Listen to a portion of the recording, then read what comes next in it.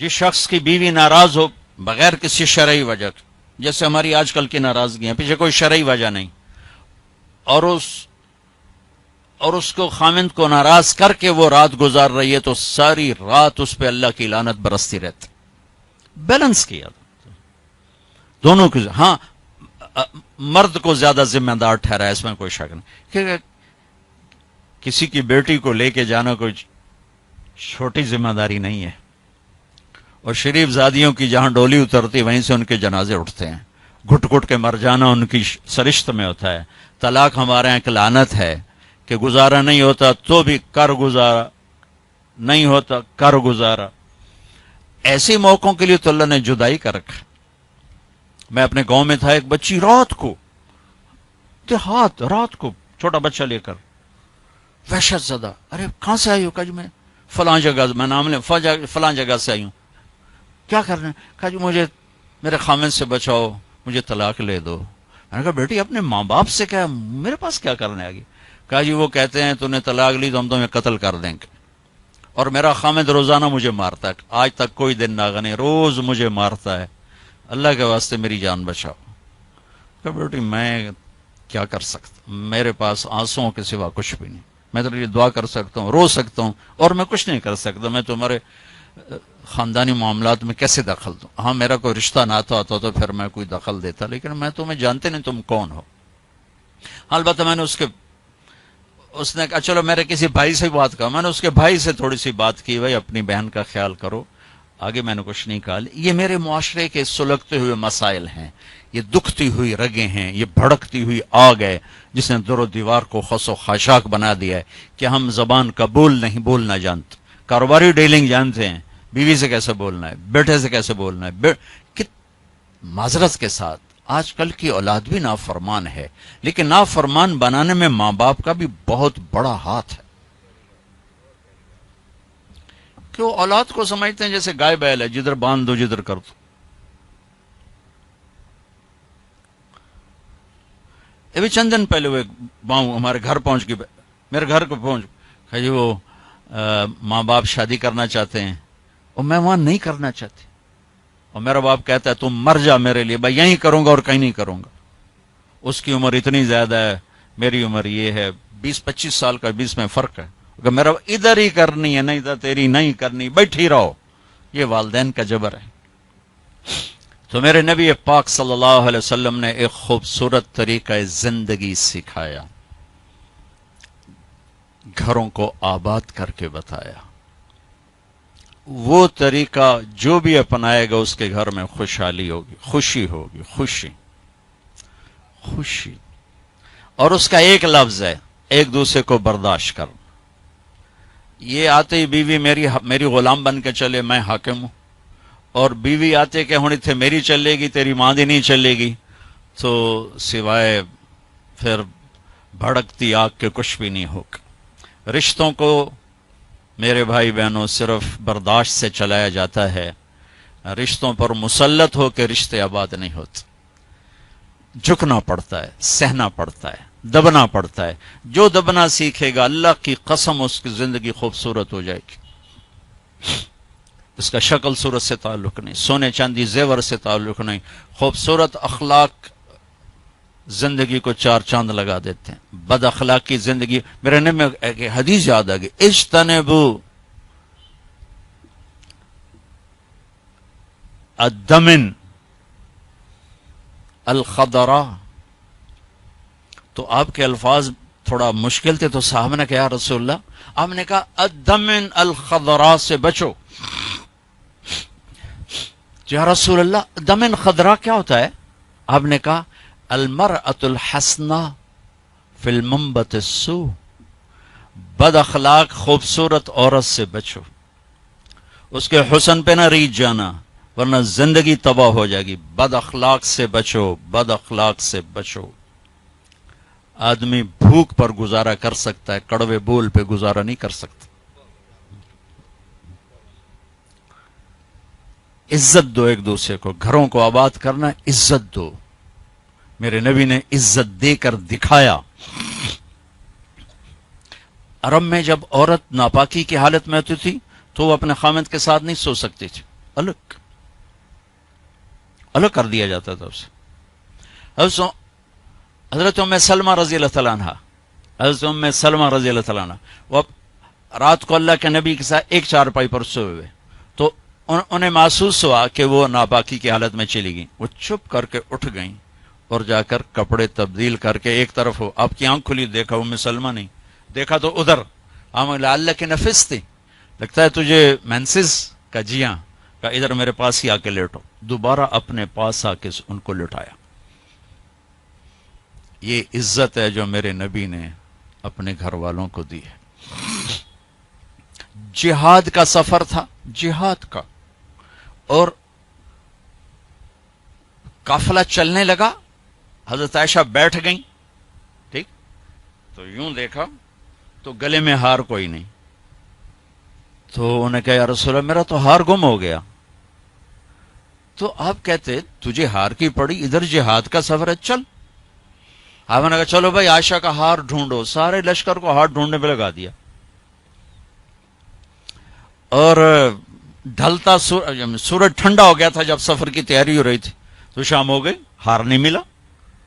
تو اب مغرب پڑی، عشاء پڑی، تو اندھیرا چھا گیا، سفر بھی نہیں ہو سکتا. صبح ہی سفر کرنا، فجر کا وقت داخل ہوا، پانی کوئی نہیں.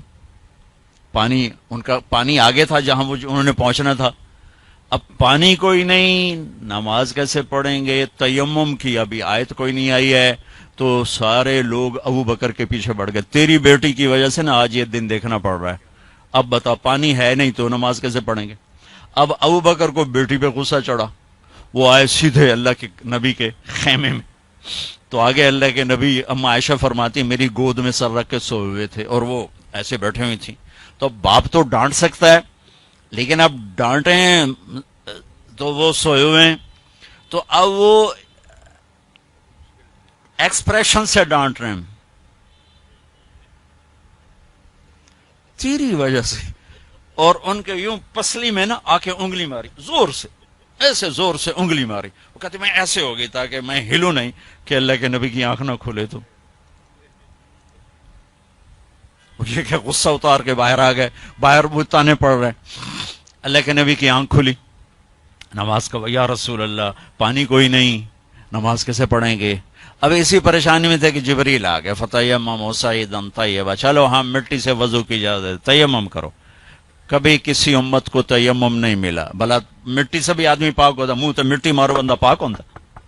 آپ نے چلو منہ پہ ایسے کرو، ایسے چلو نماز پڑھو بھائی. تو پھر وہ جو پہلے سب ناراض ہو، ابو بکر سے کہنے لگے بھائی ابو بکر، آج تیرے گھر کی طفیل کتنی بڑی رحمت ہمیں مل گئی، کتنی بڑی برکتیں ہمیں مل گئی.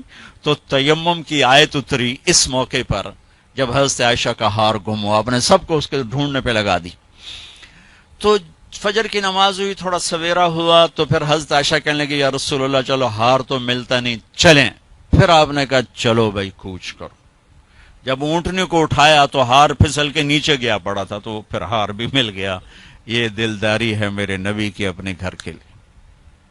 میرے بھائی بہنوں، کسی کی بیٹی کو لے جانا بہت بڑی ذمہ داری ہوتی ہے، اور میں یہ دکھ سے کہتا ہوں کہ میرا سسرالی معاشرہ بڑا ظالم ہے، بہت ظالم. کوئی لاکھوں میں ایک گھر ایسا ملتا ہے جس کو لے جاتے ہیں اس کو عزت دیتے ہیں، ورنہ تانے کے سوا کچھ نہیں ہوتا. نہ ساس کے پاس، نہ سسر کے پاس، نہ خامند کے پاس، نہ خامند کی بہنوں کے پاس. سر اس کے عیب بھی دیکھے جاتے ہیں. خوبیاں دیکھنے والا گھر کوئی کوئی ہوتا ہے. ایک حدیث یاد آئی، آپ نے مدینے والوں کی تعریف کرتے ہوئے فرمایا کہ یہ جو میرے مدینے کے صحابہ ہیں نا، انصار، یہ اتنے عالی لوگ ہیں کہ ان کے گھر میں کسی کی بچی آ جائے اسے یوں لگتا ہے جیسے میں اپنے ہی گھر میں آ گئی.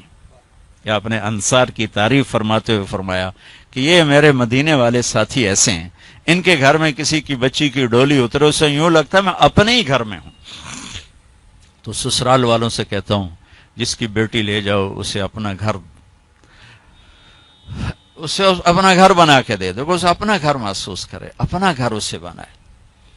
ورنہ جانے والی بیٹی کا اللہ نے حق رکھا ہے، شریعت نے حق رکھا ہے کہ اگر وہ تمہاری طرح مالدار ہیں تو انہیں الگ گھر میں اتارو تاکہ کوئی ان کی زندگی میں داخل نہ ہو سکے، وہ اپنی زندگی گزاریں. ان میں جو جھگڑا ہوگا تھوڑا ہوگا، لیکن ادو سس بولی، ادو سورا، ادو نو بولی، ادو او بولے، ادو او بولیا، وہ تو نیری کھچڑی پک جانتی، مطلب مناوے کہنو تو رساوے کہنو. تو شریعت نے حق رکھا ہے کہ اس کو الگ گھر میں اتارو. اس کی ہمت نہیں تو اس کو کرائے کا گھر لے کر دو. وہ کہے کہ مجھے الگ کر دو, مجھے کرائے کا گھر لے کر دو, تو وہ نافرمان نہیں, اسے گھر لے کر دو. اگر اس کی گنجائش نہیں تو گھر میں ایک پورشن اس کے لیے لے کر رکھو. ایک پورشن کی گنجائش نہیں تو ایک کمرہ, ایک ٹوائلٹ, ایک کچن اس لڑکی کا حق. جو کچن اس کے ذاتی استعمال میں ہو, ٹوائلٹ اس کے ذاتی استعمال میں ہو, کمرہ اس کے ذاتی استعمال میں ہو, یہ 3 چیزیں اس کا لازمی حق ہیں. اگر یہ بھی نہیں کر سکتا تو وہ تسبیح پڑھے تھے, روزے رکھے تھے, اللہ اللہ کرے کسی دی بیٹی نو ضرور دھکے دیونے تے ذلیل کرنا. ایدوں ہی دھکے تے ایدوں ہی دھکے, پھر چپ کر کے شادی نہ کرے, بس بہ کے اللہ اللہ کرے. یہ اللہ نے جانے والی کا حق رکھا ہے. ہماری معاشرت ہندو معاشرت ہے جس میں جوائنٹ فیملی سسٹم چلتا ہے. یہ بہت اچھا تھا, بہت اچھا تھا, ایک دوسرے کی مدد ہوتی تھی. اب یہ ایک مصیبت بن گیا ہے کہ ایک دوسرے میں دخل دینا ایک فرض بن گیا. ایک دوسرے کی زندگی کو تلخ کرنا یہ فرض بن گیا. کس میں جھگڑا نہیں ہوتا, بڑوں کا کام ہوتا ہے سلجھانا, ہم اسے الجھانے میں لگ جاتے. میرے نبی اپنی بیٹی کے گھر آئے, حضرت عائشہ, وہ آگے پریشان, فاطمہ وہ آگے پریشان بیٹھی. آپ نے کہا کیا ہوا؟ کہا میرا اور علی کا جھگڑا ہو گیا. ایسی پاکیزہ جوڑی کہ جنت میں نور کی چمک اٹھے گی. لوگ پوچھیں گے جنت یہ نور کہاں سے ہے؟ تو فرشتے کہیں گے اوپر کی جنت میں علی و فاطمہ مسکرائے ہیں, ان کے دانتوں کے نور سے نکلے نور نے جنت کو روشن کر دیا ہے. یہ اتنا بڑا جوڑا ہے. لیکن دنیا ہے. آپ نے کہا علی کدھر کا؟ یہ باہر نکل گئے. آپ ان کے پیچھے گئے, دیکھا تو مسجد میں سوئے تھے. ان کو کہا ابو تراب اٹھو, یہ ٹائٹل یہاں دیا, ابو تراب اٹھو. ان کو لے کر آئے, گھر تشریف لائے, زمین پر لیٹ گئے. علی کو دائیں طرف لٹایا اور فاطمہ کو بائیں طرف لٹایا. علی کا ہاتھ پکڑ کے اپنے پیٹ پر رکھا, ادھر سے فاطمہ کا ہاتھ پکڑ کے علی کے ہاتھ پر رکھا, اور بیٹی کے ہاتھ کے اوپر اپنا ہاتھ رکھا. اب یہ علی کا ہاتھ, یہ فاطمہ کا ہاتھ, یہ میرے نبی کا ہاتھ علیہم الصلوات و تسلیمات. ٹھیک.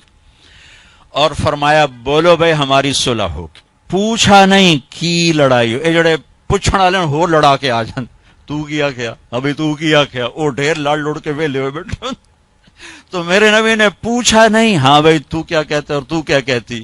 میرے نبی نے یہ کیا اور کہا علی فاطمہ کہو ہماری صلح ہو گئی. دونوں نے کہا جی ہماری صلح ہوگی.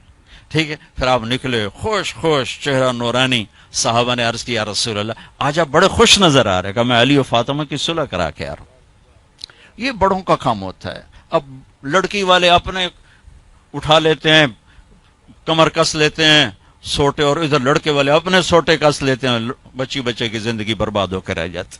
جوڑنے کی بجائے دونوں طرف توڑ چکے. نہ قرآن کا پتہ ہے نہ سیرت کا. دیکھو میں ہاتھ جوڑتا ہوں, قرآن پڑھو, اپنے نبی کی زندگی پڑھو, تاکہ ہمیں اور آپ کو پتہ تو چلے کہ زندگی کہتے کسے ہیں, زندگی گزارنی کیسی. میرے نبی سے پوچھ کے موت آئی, پوچھ کے موت آئی. واحد ہستیاں جن سے موت پوچھ کے آئی. ٹھیک ہے. 12 ربیع الاول 11 ہجری 7 جون 633 عیسوی جبریل اندر آئے. یا رسول اللہ باہر ملک الموت کھڑا ہے, اندر آنے کی اجازت چاہتا ہے. یہ وہ دربار جہاں موت پوچھ کے آئی. تو آپ نے کہا آ جائے. ملک الموت اندر آیا, کہا السلام علیکم یا رسول اللہ. اور پھر کہا یا رسول اللہ آپ پہلی ہستی ہیں جنہیں میں سلام کر رہا ہوں, میں نے کبھی کسی کو سلام نہیں کیا. کہ یا رسول اللہ آپ پہلی ہستی ہیں, اللہ نے فرمایا پوچھ کے اندر جانا, بغیر پوچھے نہ جانا. اللہ اکبر. پوچھے گا اللہ ہم میں سے کسی سے. یا رسول اللہ اللہ نے فرمایا آنا چاہیں تو لے آنا, رہنا چاہیں تو چھوڑ کے آ جانا. ٹھیک ہو. اچھا آپ کیسے تھے؟ اما عائشہ ایسے بیٹھی اور آپ اما عائشہ کے سینے پر سر رکھ یہ کیفیت کر. تو آپ فرماتے اچھا ٹھیک ہے, میں اٹھتا ہوں, میں وضو کرتا ہوں, 2 نفل شروع کرتا ہوں, جب میں سجدے میں جاؤں میری جان نکال لینا. ہم دعائیں میں یا اللہ سجدے کی موت عطا فرما. کتنے لوگ ہیں دعائیں کرتے ہیں یا اللہ نماز پڑھ رہے ہوں موت آ جائے, سجدے میں سر ہو موت آ جائے. کتنی عام تمنا ہے. میں خود دعا مانگتا ہوں. تو آپ کہتے کہ تم ٹھہرو میں وضو کر لوں, جب میں سجدے میں سر رکھوں میری جان نکال لینا. آپ نے اپنی بیگم کے سینے پر سر رکھے ہوئے ہی موت کو قبول کیا کہ یہیں نکالو، یہیں نکالو، وہیں لیٹے لیٹے. اسے میری ماں حضرت عائشہ فرماتی تھی میرے نبی میرے سینے اور ٹھوڑی کے درمیان اللہ کے پاس حاضر ہو، مات فی سحری و نحری. یہ بھی ایک پیغام تھا، یہ بھی ایک پیغام تھا کہ آپ اپنی بیگم کے سینے پر سر رکھ کے دنیا سے جدا ہوئے ہیں اور اللہ کی بارگاہ میں پہنچے. تو بھائیو، لمبی ایک خوبصورت زندگی ہے، میں گھنٹے سوا گھنٹے میں کیا بتا سکتا ہوں. اور یہ اتنا اندھیرا ہے کہ اس میں کروڑوں شمعیں جلیں گی اور اربوں پروانے قربان ہوں گے تب جا کے صبح ہوگی. اس اندھیر میں میری چند باتیں پتہ نہیں کوئی روشنی کا سبب بنے یا نہ بنے، پر اگر چند کانوں پہ دستک ہو گئی تو شاید کچھ ذرہ خیر وجود میں آ جائے. بھائیو، اپنے نبی کی زندگی سیکھو، اپنے نبی کی زندگی کے مطابق چلنے ڈھلنے کی کوشش کرو. یہ تبلیغ کا کام بھی اس کو سیکھنے کی ایک خوبصورت محنت ہے. جو کرے گا اللہ تعالیٰ اس کی دنیا بھی بنائے گا، اللہ تعالیٰ اس کی آخرت بھی بنائے گا. آخری بات یہ کہتا ہوں، اپنے گھروں کو آباد کرنا ہے تو اس زبان پہ قابو پانا سیکھ لیں، اس زبان پہ قابو پانا سیکھ لیں، اس زبان پہ قابو پانا سیکھ لیں.